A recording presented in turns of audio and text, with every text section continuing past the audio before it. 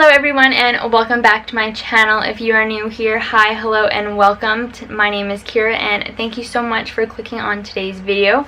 With that being said, today's topic is all about eyeliner. I'm going to show you the 4 most kind of basic ways that you might see it applied, as well as some different types of eyeliners that you might see in someone's kit. So without further ado, let's just get right into the video. Okay, so for the first eyeliner look, it's actually going to be really simple, and it's a trick that you can also use to help make your lashes look super full, and that is just simply lining my upper lash line. And to do that, I'm just going to use my Morphe Dark Room pencil, and I'm just going to go ahead and line my eye.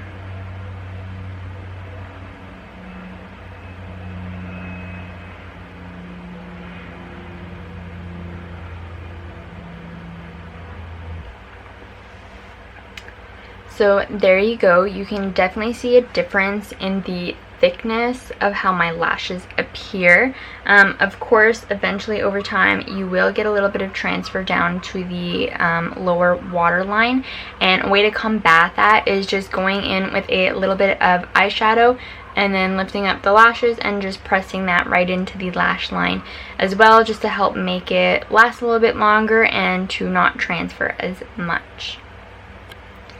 The next style of eyeliner that's going to be super clean and classic is just simply doing a thin line and stopping right at the end of the eye and not extending it in any way. This is something that I will typically like to use when I'm doing like a halo eye and I am going to apply false lashes, but I do not want a wing line, because the wing eyeliner is really meant to elongate the eyes. When you're doing certain things that you want to round off the eyes, that's not necessarily going to be the eyeliner look to help further round an eye.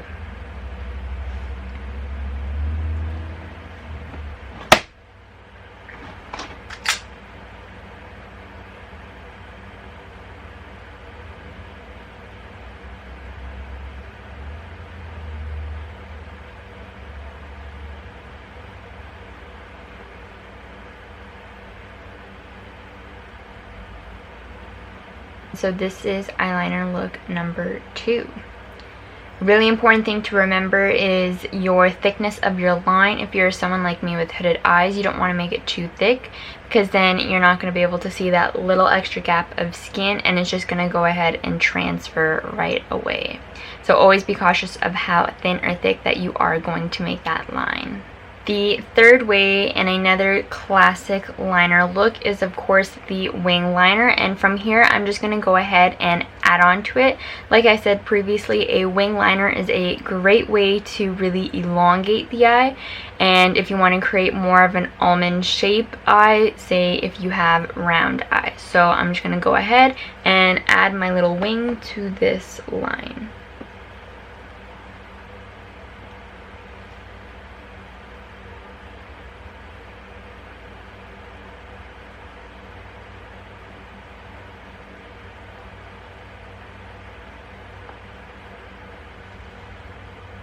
So the last type of eyeliner look that is going to be a super classic thing you see is what's called a graphic liner. Now this can really be whatever you want. You can do a double crease, you can do some little doodle up here, you can connect this entirely to make it almost like a cut crease in that sense. So it's really up to you and whatever creative juices you have. So for today, I'm probably just going to maybe do something with like a double cut crease, but not make it too complicated, as of course I do need to try and match the other side. So I'm going to go ahead and do that.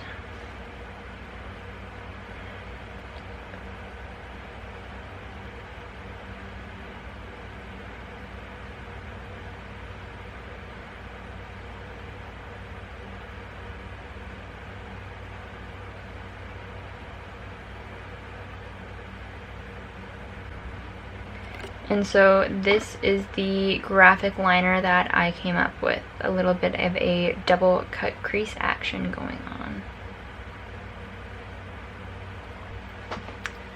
So before I end this video, I'm just going to give a quick rundown of the kind of most common eyeliners that you may find, as well as a few like pros and cons to go with each of them. So to start it off, I'm going to go in with what you saw me first use, which is just a traditional pencil eyeliner. And these ones are best, I find, for the water and lash line. They help create the illusion of a really fuller lash. These ones are very hygienic to keep in a makeup kit because you do just sharpen off the tip before and after you are using it on a client, and it is all clean and ready to go. They're also really good if you want to create a smoky liner, as a lot of them, I find nowadays a lot of traditional pencil liners are a lot more creamier, and you can also get those gel pencil liners that are also going to be really creamy as well and really good for smudging out or even using it as a base to create like a smoky eye.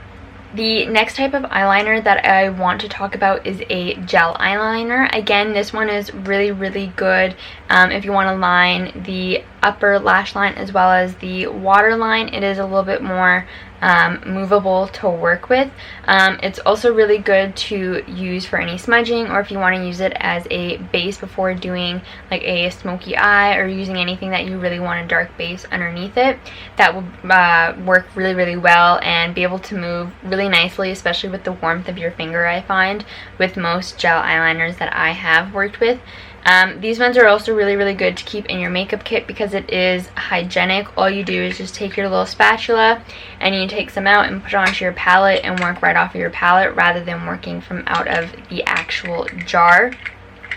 And then I would say both a pencil and a gel eyeliner is probably going to be one of your most beginner friendly ones because you do have a little bit more control over it than compared to what you may have control with using a liquid or like a cake liner. Then with that being said, liquid liner is going to be the most difficult one, and I would say if once you've really gotten comfortable using a gel and a pencil, then you can go ahead and try moving up to that. Liquid, it can be really hard if you make a mistake to go back and clean it up. If you do make a mistake, you can always go in with a Q-tip and makeup remover, even a little bit of foundation on a brush just to clean up the edge of a wing and whatnot. But I would not suggest using this on a lash line or a waterline because it can get really watery and go into your eyes and then like sting your eyes. To be honest, it's not that fun. And it's also a very intense look, so the liquid liner would probably be best if again, if you have experience using liner, if you want to go in and do a graphic eyeliner, because you're going to get really smooth, crisp, clean lines with a really intense pigment compared to what you might get with a gel or with a pencil. Similar to a liquid liner, we have a cake liner. So this is going to be something which is actually what I've been using a lot of lately, and it's literally just using a water activated paint, but they do come in like a cake form, and just putting a little bit of that onto my palette. This is also going to be another way that's going to be really hygienic for makeup artists. The liquid liners I would not suggest using in your kit. If you do have it, it's a one-time use, and then you give that specific liquid liner bottle to that actor or actress, and that is theirs to keep.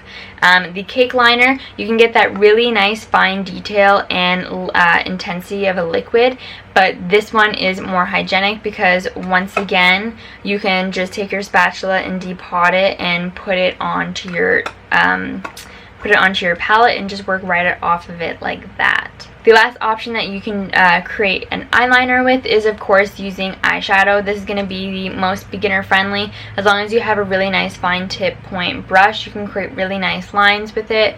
It's going to create a more softer, gentler eyeshadow look. So if you're not looking for something super intense, that might be the way you want to go. As well, it's really good if you want to create a smoky liner. And like I said when showing you the very first eyeliner look, if I'm going to go in and really put that into my lashes, I do like to sometimes go back in on a angled brush with eyeshadow and really pack that on just to make sure the color lasts throughout the day and it doesn't transfer too much. So you guys, that was today's video all about eyeliner and the most common types of eyeliner that you may see in someone's kit.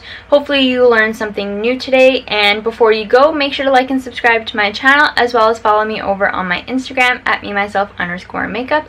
And until next time guys, I'll see you next week.